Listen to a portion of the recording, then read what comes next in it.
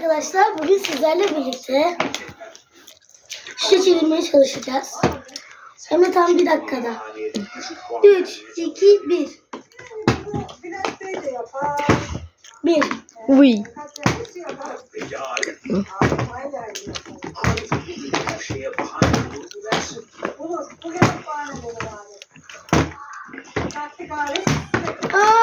Çok az kaldı.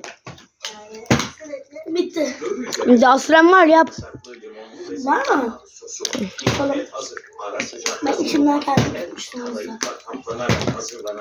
Bilirsiniz ne kadar profesyonelim. Evet. Güzel bitti mi? Yalandan. Yalan söylüyorsun. Bitti mi böyle? Ben bitti işte.